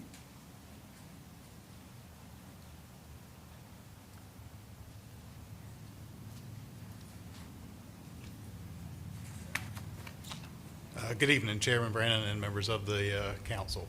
Appreciate y'all giving me the opportunity to talk about the Land and Water Conservation Fund and how we can get Chester County back into compliance with that program. Just for the record, I'm Justin Hancock. I'm the Director of Recreation Grants and Policy at the South Carolina Department of Parks, Recreation, and Tourism. And just for clarification while I'm talking, when I say NPS, I'm referring to National Park Service because this is a federally funded program. When I say PRT, I'm generally going to be referring to SCPRT, and with the county, I'll simply refer to it as the county, just so nobody gets sort of confused when I'm going through the various roles here. All right, by way of background, and just to give you all a little context, the Land and Water Conservation Fund is a grant program that was established in 1965 by the Land and Water Conservation Fund Act. That program, it can be used for the acquisition or development of outdoor recreation facilities, as well as support facilities such as restrooms, parking, lighting, fencing, things like that. It is available to local governments and state agencies that provide recreation services, and it requires a 50% match. And since the program began in 1965, South Carolina has had a little over 1,200 Land and Water Conservation Fund projects. That's across the state. Just to give you an idea of the awards that have been awarded here in Chester County, and that's Chester County, that includes state parks as well as the municipalities within the county. You can see there's been quite a few, only a couple here in the county, and we have the Louisville Park and the Louisville Tennis Courts, that'll be the subject of our discussion this evening. Louisville Park, awarded in 1975, that was 1.3 acres, and that project included the construction of a picnic shelter, playground, bicycle trail, parking, and landscaping, and the acquisition cost of that property was used as match for that grant. Louisville Tennis Courts, awarded in 1979, 0.69 acres. As the project name sounds like, it was for the construction of tennis courts there on the property, as well as lighting and fencing. And again, the acquisition of the property was used as match for that grant. Now, one thing that is unique to the Land and Water Conservation Fund grant program that is different from most other programs I've seen, that particular program, by law, any property that is acquired or developed with LWCF funds must be maintained for public outdoor recreation in perpetuity. If a property is converted to other than public outdoor recreation use, that property can only be released from the obligation with the substitution of other recreation properties of at least equal fair market value and of reasonably equivalent usefulness and location. So in other words, what that means from the National Park Service point of view, if a property, let's say, that was developed or acquired with Land and Water funds is sold or donated to a non-eligible entity, so it may be a for-profit corporation, it could be a university. It doesn't really matter. If it's not an entity that is eligible to receive Land and Water Conservation funds, then that means that property is no longer in compliance with the program. Or if something is built on the property that is non-compliant with the Land and Water Conservation Fund Act. Yes, sir. I'm from Richburg, South Carolina. Where is Louisville Park at? It is on, what's the name of that street? It's in Benjamin Lando Street. Village, Mr. It's Agent. in Lando. Lando, yes, It's sir. not Correct. Louisville, it's in Lando. Okay, but Okay. when I say I got Louisville, it. I'm referring to the name of the project on record. Yes, sir. The other things that can trigger what we call a conversion is if something is built on the property that is non-compliant. So again, it is for outdoor recreation. So if a local government or even a state agency builds an indoor recreation center on land and water property, that then triggers what we call a conversion because that is not outdoor recreation. When we have a conversion,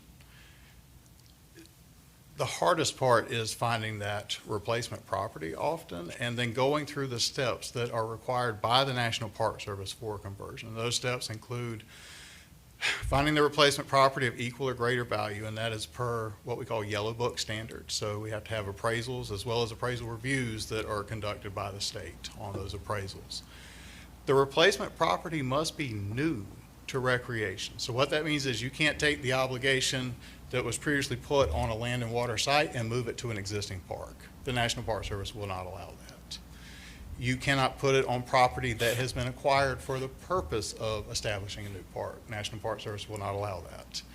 You cannot put it on property that was used by another entity for outdoor recreation. So let's say if the county bought a golf course from a private golf course owner, that property couldn't be used as recreation or as replacement property for the LWCF property because it was already being used for recreation regardless of who owned it to begin with.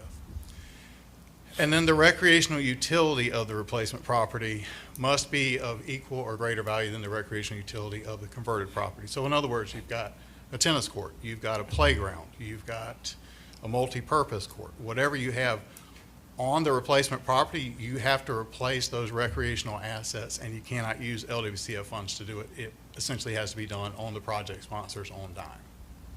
All those are required to satisfy an LWCF conversion. So the park, what you're talking about was the park that was built on the swimming pool grounds in Lando. Correct. Is out of compliance. Correct. Okay. Correct. There was a parcel on either side, so you had the tennis courts on one side of the pool property. The pool property itself was never included in the land and water boundary. Okay, I got you. And then you had the other part where you had the playground, I think a pavilion, small bicycle trail, something like that over there. And so both of those were transferred to Lando Properties LLC in 2007, which made the county non-compliant with Land and Water Conservation Fund. So the county owned that particular piece of property? Both parcels, yes, And sir. then sold it to the guy that bought Lando? Yes, sir. Yes, sir. Being non-compliant with land and water not only affects the county's ability to participate in that program, but in other programs that PRT administers, with the exception of PARD. And just to make that clear, PARD funds, the ones that Ms. James referenced earlier, those are at the direction of each county's delegation. So that is not affected by LWCF noncompliance or any other program noncompliance. PARD compliance issues are handled separately.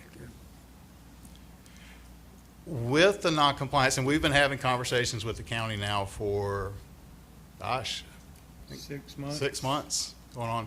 You know, we've identified 2 options to remedy the noncompliance issue. One would be if the properties, which are still there and are still sort of as they were when they were transferred to Lando, if those could be reverted back to the county, that is a huge step in getting back in compliance, because that solves a major issue of what triggered the compliance issue in the first place, is that they're no longer held by the project sponsor or an eligible entity. The other choice is to pursue a conversion, and that means identifying a replacement property and replacing the recreational utility that is lost. And if you're all good with it, I'll kind of outline the benefits of if reverting those properties to county ownership is a viable path, the benefits of doing that as opposed to a conversion. And I say all this, if the county chooses to pursue a conversion, I'm here to provide guidance for that process. I'm not, SCPRT is not the approval authority, National Park Service is. But as the administering agency, we are here to provide guidance. So something we can certainly do. I think the county has a unique opportunity to address this in a way that is, quite frankly, much quicker than a conversion and much cheaper ultimately than a conversion.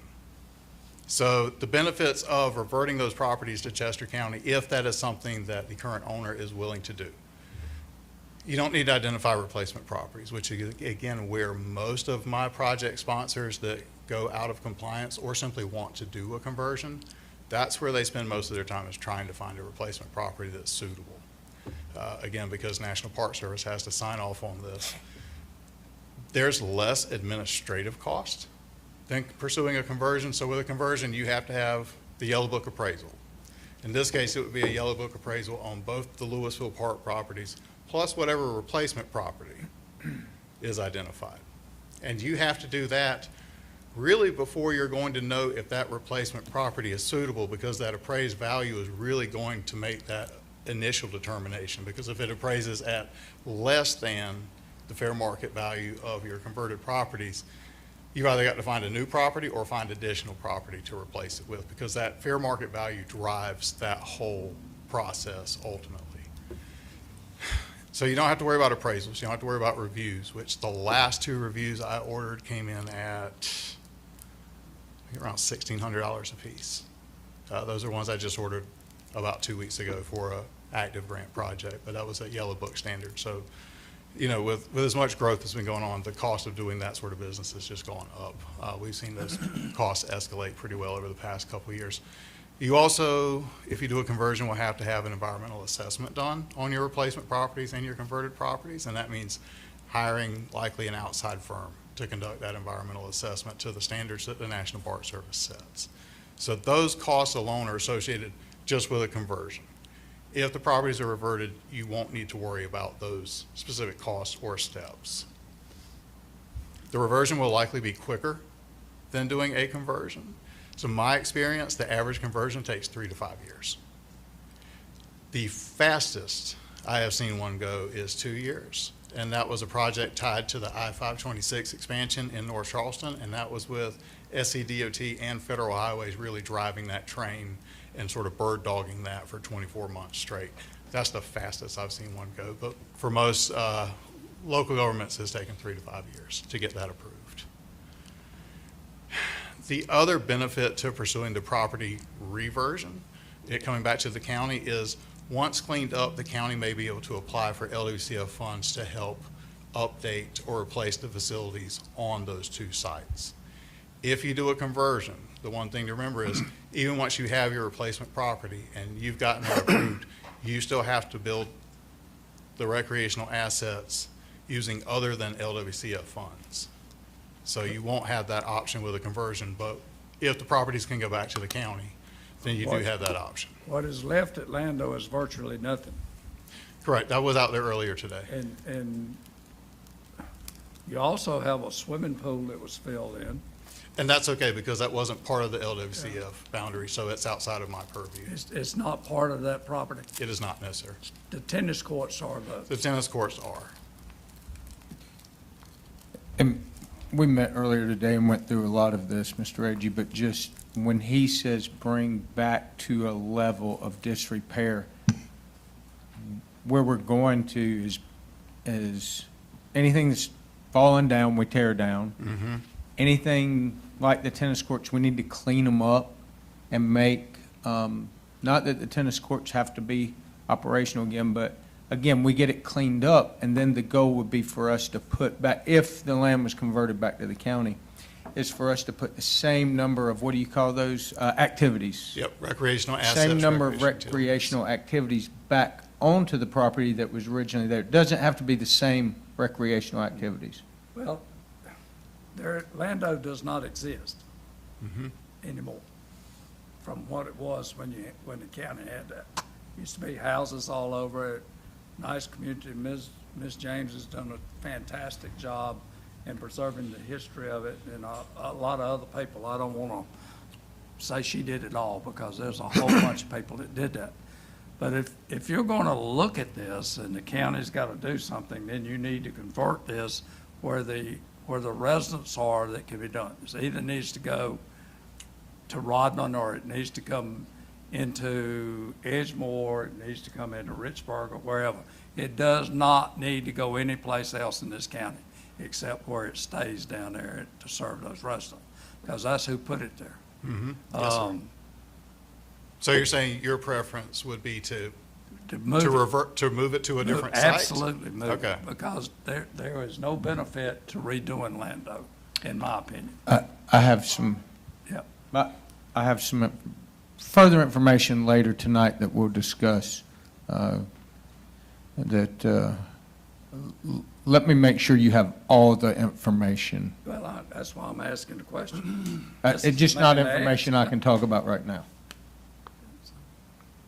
Yes, sir. Like I said. It's the first I've heard of it, for the sake of argument. Yes, sir. No, and that's, actually, we've just started having these conversations a few months ago. So apparently this was something that was discovered a while back and then resurfaced. So we're working with the county to try to make it good again. What council did that, when they did away with it? All the way up That back has in the been- 90s, probably 80s or 90s, wasn't it? It's been a long time since. Been a long time, hasn't it? Been a long time since that. We took that on swimming pool over. But we are happy, SCPRT is happy to work with the county on whichever remedy it would like to pursue. Again, just one thing to bear in mind, with the replacement property, it cannot go to an existing park within the county.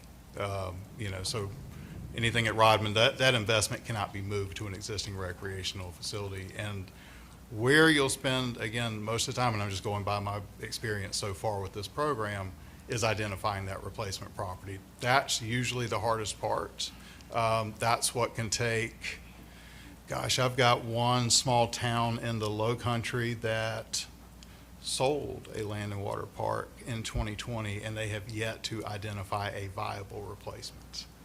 Well, I came through Bowman last couple of weeks ago, and they've done a beautiful job in downtown Bowman with a little park, a little area there.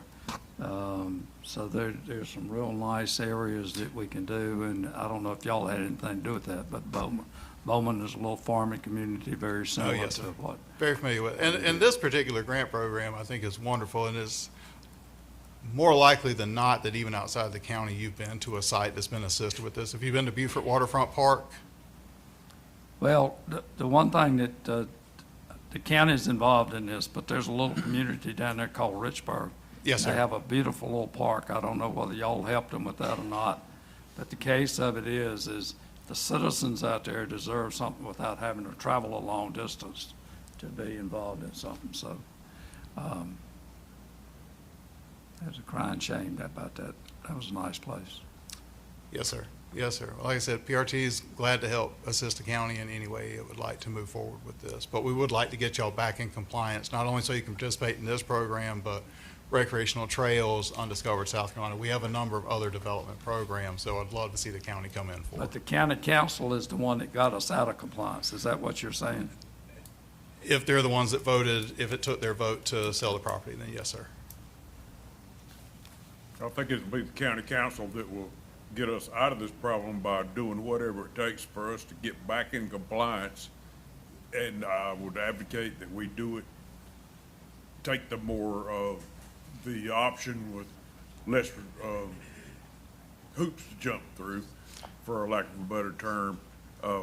One method definitely has less hoops to jump through, from what I understand from your presentation. I appreciate you working with us to help us get through this process, because it's not just about this one little park. It's for a lot of other resources you guys offer. We appreciate you being here. Yes, sir. And like I said, I think the county is in a unique position with this particular compliance issue that we normally don't see with this program. So the ability to perhaps weigh those options and see which way the county would like to proceed, but then ultimately get y'all back in compliance with this, and then get y'all into some of our other grant programs that can help with that recreation growth, tourism development, what have you. And I think that's, just to mention some of the programs we offer, PARD Undiscovered, Rec Trails, which you have a project in Great Falls right now for trail development, Land and Water Conservation Fund, and Sports Tourism Recruitment. The nice thing about getting back into compliance is it allows you to leverage a lot of these grant funds against each other.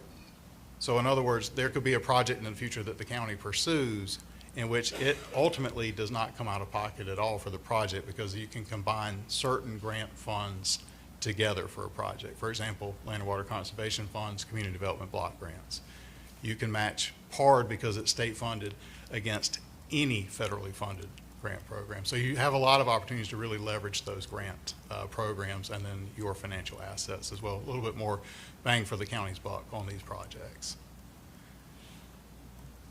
And then just as a note, once we get past the compliance issue, federal grants in particular, but all of our grants require a certain level of public engagement. Also requires a certain level of planning, which helps to ensure a successful application. So if you were to ask me, out of the ones that we receive every year across our grant programs, which applications become successful and are awarded, because a lot of these programs are competitive, they are the ones where there is a high level of public engagement about that specific project. They're the ones that there is a fair bit of planning involved. In other words, those projects are shovel ready. They have good estimates for the projects. There's nothing that's going to derail it post-award. And they're ones where those applications are developed much earlier than that grant cycle opens up. And that really, I think, shows through. After doing this for a number of years, you can kind of tell which ones have done their due diligence and their homework on the front end, because their applications generally rank a lot higher than the rest. So that's for farther down the road, but just to make that deposit now. And that's all I have. I appreciate y'all's time this evening. Glad to answer any other questions you have.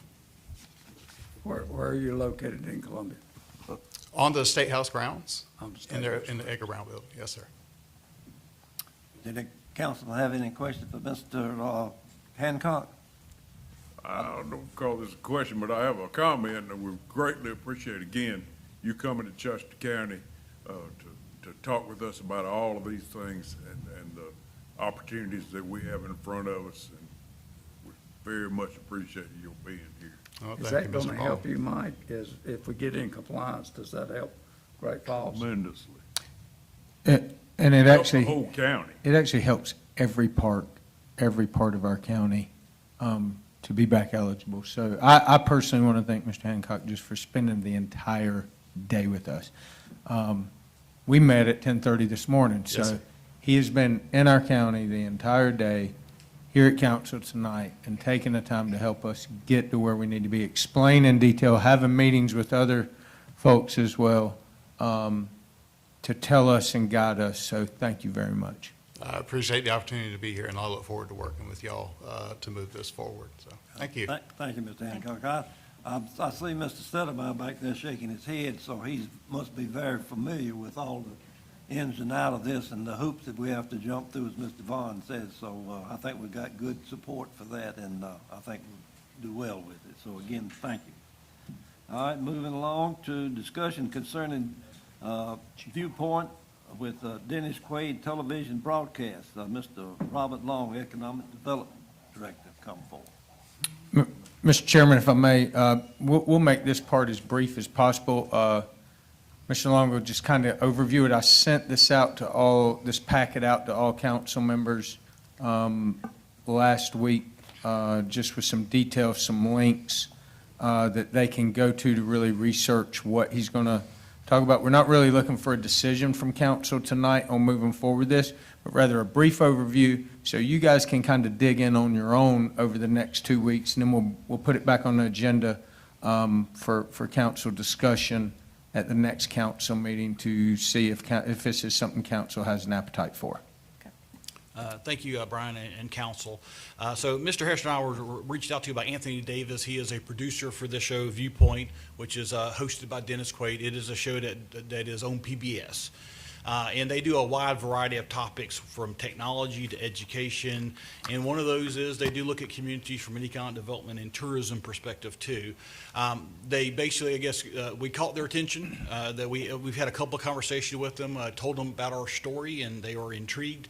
And they were interested in doing a story on Chester. Now, it is not free. There is a cost associated with it. We're anticipating about $28,000 for them to have a crew come in for a day, shoot, and then edit the footage. But obviously, we would have some editorial control over what the story is that they're going to be telling. I did have a chance to talk to some folks at Hopewell, Virginia. That's probably the closest approximation to kind of what we would view from an economic development and tourism perspective. And they spoke pretty favorably about the process and the results that the product that was delivered afterwards. Now, in addition to being aired on PBS, we also get a copy of that, and we can use it any way we see fit afterwards as well. And I think that's any of the footage, the B-roll, whatever we Yes, get sir. copyright to that, where tourism, whatever division, economic development could use that as well. But with that all, if there's any questions, I think detailed information was provided. Obviously, you can go to their website. You can see the segments that they have done on a wide variety of topics. And then we can bring this back up in 2 weeks, and y'all let us know if y'all think this is worth pursuing. As far as a funding source, there is a pot of funds for economic development, that 4% of fee payments. There's a pot of funds right now, over $400,000 in that account. So there is a pot of funds that could support this should council choose to move forward with it. Any questions for Mr. Long? I believe you had something on for us, the consideration of retail strategy consulting service agreement. Yes, Mr. Chairman. So we had at y'all's workshop, I guess probably over a month and a half or so ago, not quite 2 months ago, on a Saturday, we had Lacey Bacchus with Retail Strategies go through their proposal and talk about what they do for communities to help communities attract retail to their communities. In short, instead of just sort of waiting for it to happen, it's an opportunity to be more proactive in trying to control and promote your community in a very positive way. They have done quite a bit of communities in South Carolina, including Union County next door, and have had some good success. Now, the original proposal, it was sort of, we didn't tell them exactly what we wanted at the time, so they've kind of honed it in based on some feedback. So basically, it's $45,000 is the front end a year to do that analysis and study. That's for one target area. Now, I did clarify with them, and I gave them the boundaries of the entire Gateway Master Plan, and they would consider that one target area. So it's not just one pinpoint, it's the whole little area. So it's really that greater 65 area. And before, we discussed if we wanted to add additional target areas, it's like 5,000 per target area, or 60,000 would be looking at the entire county. The feedback I received was that, hey, let's just focus on one target area, and instead of a 3-year contract, is there a way for an out clause if we, after a year, we really don't think the results are there, could we break that? And the answer is, I got them to add a line item that basically says with 30 days notice, we can basically cut the contract. So the contract that was provided to everybody is $45,000 for one target area, and there is an out clause that if we, same thing, it's a 3-year contract, but we can cut it after the first year if we don't feel like the results are there. To refresh my memory so that I'm clear on it, does this service also, will they actually go out and seek the retail business, say for instance, if it's a retail business that they notice that the citizens of Chester is traveling out of Chester to go to Yes, sir. Rock Hill or Charlotte, So it's will pretty they in-depth. contact a retail organization and say, hey, there's opportunity in Chester, or is that up to you? So the answer is, so what they'll do is they'll do an analysis. That analysis does look at literally all the available parcels, talking with landowners to find out which parcels are available, having them on board with what's being promoted. They also do a detailed analysis of your particular target area in the what they call the, I can't remember the areas, but it's the retail shopping. So look at people, folks coming in, going from that area. But part of that is looking at folks that in Chester that are currently leaving Chester County and where are they shopping. So maybe that can help us in analysis of saying, hey, there's a lot of folks going to Olive Garden. Could we attract an Olive Garden to our community? They also do the analysis so they know which retailers are growing, which ones are not, which ones have expansion plans, and at the same time, if there's some new retail establishments that are sort of on the front end of growth, which ones are there. The other pivotal part of that is they knew the developer. So if you're trying to attract, say, a grocery store and it's an anchored shopping center, generally Publix is not the one building the shopping center, but they have a partner that will come in tow that will build that shopping center for them, and they know who those partners are as well. And that what they would do is they would act as an agent on behalf of Chester County, where they would go to these various shows where they would basically, they call it sort of like speed dating, but with developers and retailers to try to talk about Chester County, and they will do that on behalf of our community. Mr. I'm Hester? unclear on the boundaries of the district that we're talking about. Could you please tell me exactly the geographical area that we're talking about? Sure, for our it's first basically district? roughly from a GT Tire to actually almost to ATI. So it's a big swath of Highway 9. But it also does include exit 62, so it does go south, and then it also goes north on Highway 901 as well, and it does capture a lot of the property on the interstate as well that is potentially available for development. So it's the Gateway District. I gave them the boundaries of the current Gateway Master Plan and asked them if that could be the entire target area, and they came back and said, yes, we will look at that entire district, which is hundreds of acres, or if not over 1,000, several thousand acres for consideration. Because there are some areas where you may have a concentration for like an anchored shopping center. Those take a little bit more land. But then there may be some other places that are more for smaller strip centers, or maybe out parcels for a restaurant or things along those lines. And they do a little bit of everything. And so me, with the rooftops that are headed our way, one of the positive things I think can come from this conversation is retail. And there's a massive amount of retail leakage to our neighbors. And can our local option sales tax dollars go further if we have more shopping opportunities in Chester County? Now, you did mention that there's an extra cost if we want to widen the boundaries, right? It's $5,000 for additional target, up to $60,000 for the entire county. So let's say, for instance, we wanted to widen the boundaries into the city of Chester. Yes, sir. Could we approach the city of Chester and have them pay the $5,000? The municipalities like the city of Chester, like Great Falls, have those cities pay the $5,000 so they can get in on this as well? The answer is yes. If we had the master contract and the city agreed to basically partner with the county and they would contribute to $5,000 to include, say, downtown Chester as a target area, or the Cochran bypass, we could make that a part. They pay us, and then the contract still would be with Chester County, but we get contributions to add those additional target areas. So yes, there is an opportunity to partner with some of the municipalities if we wanted to do that route. Is that 5,000 or 15,000? It's 5,000 for additional target area, up to 60,000 would basically do the entire county. So in short, if you added just a couple of target areas, you might as well go to 60,000 and do the entire county, because at that point, then they Correct. would, yes. So That's kind of where I'm thinking too. I'd rather see the entire county to see where we are, where we're projected to be All in right, a certain amount of time. I think that to- makes more sense. Figure out a way to I get think- the municipalities to break that extra money Yeah, up however we and work that invest out. into it. I just Yeah. think for that amount of money, I think it would be best just to go ahead and see And where as we a side are. note, our Chester Development Association has agreed to pay a third of the cost. Okay. So if we look at 45, they would pay, the county would pay 30, they would pay 15. Obviously, if we wanted to go 60, then they would pay, with it 20 and 40. Okay. I think initially what the feedback we got was that there was a concern of what we would get for the money, and are those other areas ready for that? Yeah. Because you can do this analysis, we can do all that right now, and they're not to a point to where that, and I'll use just for example, Great Falls. Great Falls may not be ready for that analysis because it's not going to, based on the current commercial that's there, the population that's there, where that analysis of money is going and what it's being spent on may not support, We would it learn. may what we not make, already it may know. not function to bring anything to us.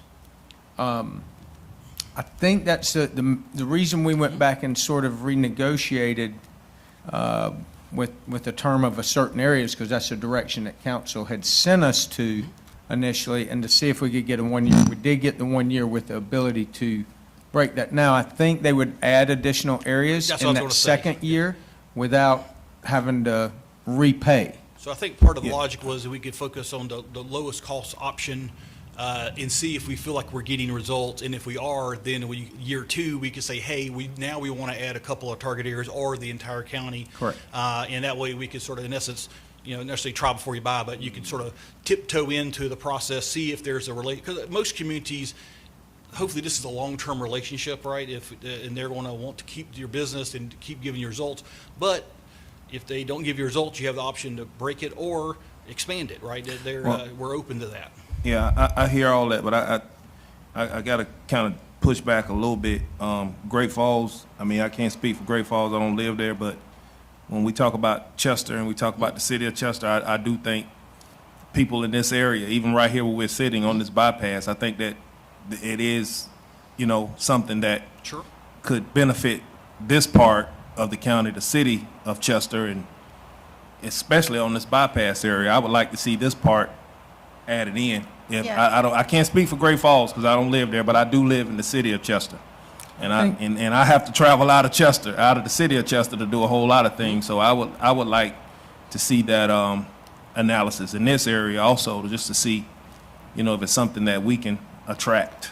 I think our initial proposal actually had all the way down 9 So, up to Saluda So to I the think commercial what we originally property. were looking at was basically Richburg all the way back to Chester on Highway 9 and looking at Saluda to Columbia Road on the Cochran bypass. That's sort of the area we thought had the most potential for growth. But like I said, if council wants to target the entire county and do it to 60,000, that is definitely an option on the table. It's just really give us some direction. Me personally, they've got this particular company I've known for years, haven't actually personally worked for them, but I know other communities that have, and they do speak very highly of them, and they can get some results for you.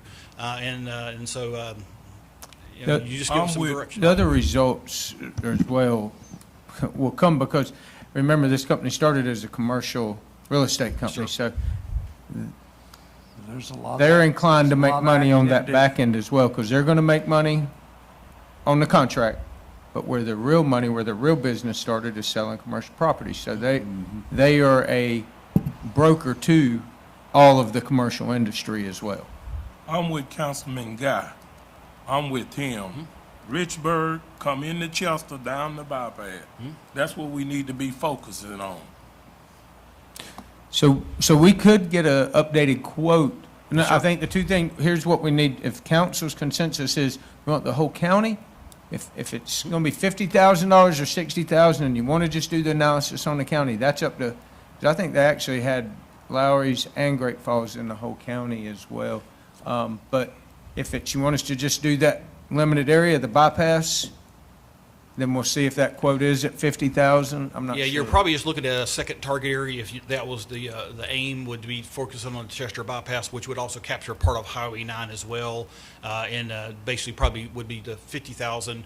And same thing, I can get them to adjust the proposal. I think we all sit up here and we all represent different parts of Chester County, and for us, to represent different parts, we got citizens in Chester County that may be listening or may hear about this and say, well, what makes my part of the county different?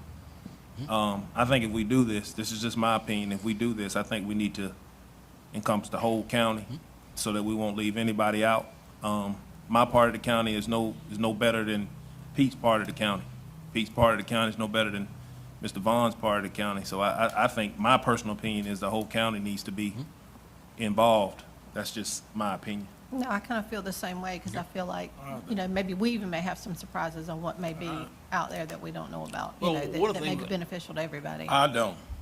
I don't think we need to do all that. Because ain't certain things ain't gonna just come to Lawrence or Great Fall.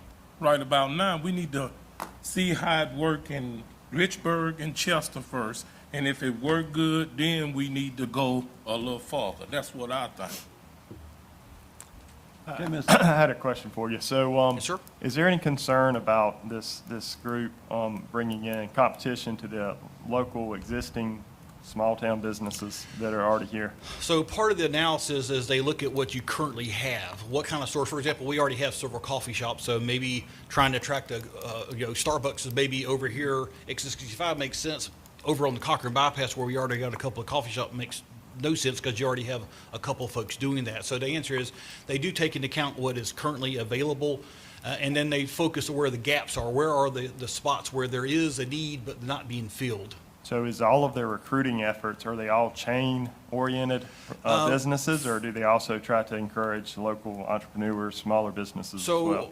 on the recruitment side, I think most of it would be chain. However, the analysis that they provide, those reports are ours. So if we want to then use those reports and try to attract some small business to say, hey, we have a need for, you fill in the blank, here's an opportunity, here's the documentation, we can do that on our own. But as far as these folks going to these national conferences, most of that is focused on change, but the reports, they generate ours to do as we see fit. So I will be specific here. So when we did the workshop, one of the things she said was a big going thing right now are chicken restaurants. And so we have got a some few of chicken those. restaurants. We do. So what we don't want to do is we don't want to make our current local chicken restaurant owners pay taxes to pay a company to recruit a chain chicken restaurant to come set up shop across from them to compete with them.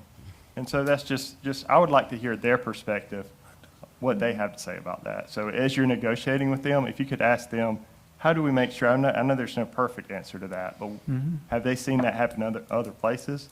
And are there any safeguards we can do so we don't really hurt the businesses who have they're already here and they're paying taxes? We don't want to hurt those guys. So I think that's a great point, and I think what we could ask, Mr. Long, is that do your analysis, but before you go recruiting, let's sit down and let's look at your analysis. Let's give council time to look at that analysis, and let's dictate what they go recruit. And to your point that, if it says chicken restaurants, and we don't want any more, we've got 3 together, plus we've got a couple others spread out.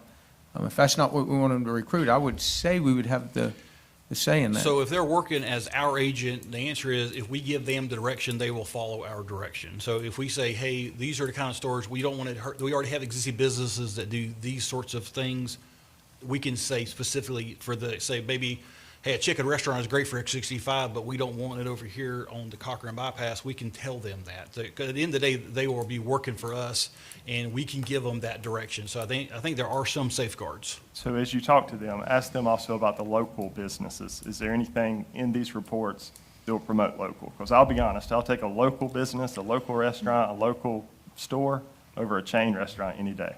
I appreciate the chain restaurant. Well, but the local- dollars the turn local is more what- from local companies, yes, sir. That's right. They come right back into our community. So we don't want to do anything to hurt that. But I'm cautious, but I'm open to it. Yes, sir. I'd like to step back to Mr. Guy's comment and Ms. Mosley about the benefits of doing the entire county versus the Gateway District plus the Chester. Because you're going up to 50,000 by adding Chester, 10 grand more than you got the whole county. Exactly. And plus, your point about somebody asking the question, what's wrong with my part of the county? That's gonna happen. So I can really see, going with the countywide option. I think we need to look at the funding, see if the municipalities are willing or able to contribute to the cost of this thing. And that's a good, I think that's debatable whether they're gonna accept paying for it. But that's something we can find out about. But I do agree with Mr. Guy on that and Ms. Mosley. Chester growing though, y'all. Chester growing. We bringing in all these houses, all these jobs. These folks want to go somewhere good to eat at. Well, that Really, y'all? that does include the whole county. That's what we're trying to talk about. Everybody's but included. You know, Chester's not excluded. I don't think It's I the don't think we're county. excluding Chester. We're No. saying we're gonna do the whole county. So the city of Chester will be actually involved in that. I'm definitely not excluding Chester. I live in the city of Chester, so I'm not excluding Chester at all. I'm saying the city of Chester, Great Falls, Lando, Richburg, Wilkesburg, whatever, let's do it all for $60,000. Yes, sir. Because if we're That paying does include all the 45,000 municipalities. and we add Chester, that's 50,000. What's 10 more thousand to encompass the whole county? That's all I'm saying. I think we need to do the whole county because at the end of the day, we don't want any citizens in Chester County to come back and say, well, I live in Wilkesburg. I pay taxes too. I don't like traveling all the way from Wilkesburg through Chester to something. I might want the chicken restaurant on my end. That's what I'm saying. And as far as the funding source, it's the same as the Viewpoint. We have a pot of funds earmarked for econ development. There's plenty of money in that particular account to support doing the full county if county wants to do the full county, with the And CDA covering a third of the Did you cost. say that CDA is going to fund some of this? Yes, sir, they'll fund a third of the So cost. it's not going to cost that, and it's still not any. So it'll be 40,000 tax for the increase. county. There won't be any tax increase to the county because it's going to come out of an existing fund that's already there. So what I'd like to do is ask Mr. Hester, to take this as information, or do you, your opinion on this and come back later for a decision on it, or how we want to handle this? I think what would be best if someone makes a motion for direction. I've heard three things. One, there's questions that we want answers to. So one motion could be, go back and get answers to those questions. We can bring them back to the next council meeting. There's no, whether we do this meeting or the next meeting. The other motion could be to approve the entire county. The other motion that I've heard potentially on the table is to just do the Richburg and bypass area in Chester. So I think one of those three motions would be appropriate. It'd be up to the council vote, but to give us some direction. If it's just, I would say if it's to go back and get the information, let's be specific on the information that you're looking for us to go back and bring in the motion as well. I would motion that we have the entire county included on this, and that we also go back and get the information, the additional information we need before we make a final decision on this. I'll second that Got a motion. motion and a second. Any further discussion? Yes, I want to be clear on the exact information that is to be obtained. That we, Repeat your motion. your motion? Wanna explain? So the motion is to include the entire county, but to bring back the information with that. Do you want to know the The specific information? the that we need specific back? information that, and without me going back and Okay, watching. I would I would revise my motion to say that I would make a motion that we would consider the entire county and also authorize you to seek information on the impact on local business in the county, existing local business in the county from the contractor. Was there any other question, Mr. Wilson, that you had in that?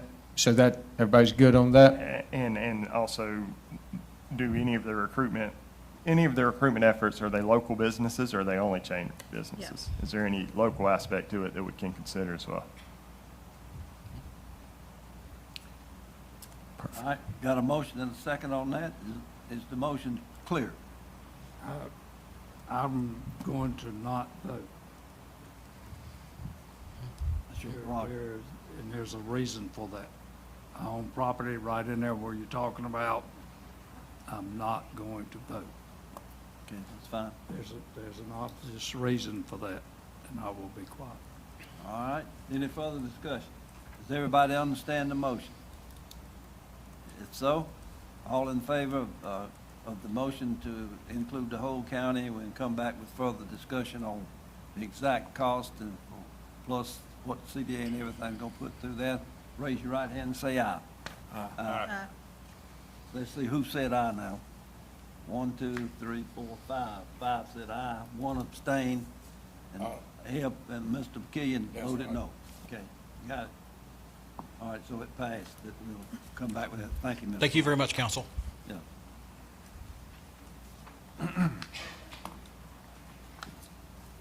All right, moving along to D, the first reading of CCMA 24-07. Christopher Michael Perry, request tax map number 153-00-00-050-000, 2.25 acres at 2500 Lansford Road, Catawba, South Carolina, 29704, from Agricultural District AG to Rural 2 District R2. Planning Commission voted 5-0 to approve. All motion council approved first reading of CCMA 24-07. I'll second. Got a motion and a second, any discussion? Hearing none, all in favor, raise your right hand and say aye. Aye. Unanimous vote. Thank you, council. Moving along to E on this, the first reading of CCMA 24-08. Carissa Thompson, request tax map number 079-03-08-043-000, located at 148 McClure Street, Chester, South Carolina, 29706, from multifamily residential district RG1 to general residential district RG2. Planning Commission voted 5-0 to approve. I make a motion that we uphold the planning commission on the first reading of CCMA 24-08. And a second? Second.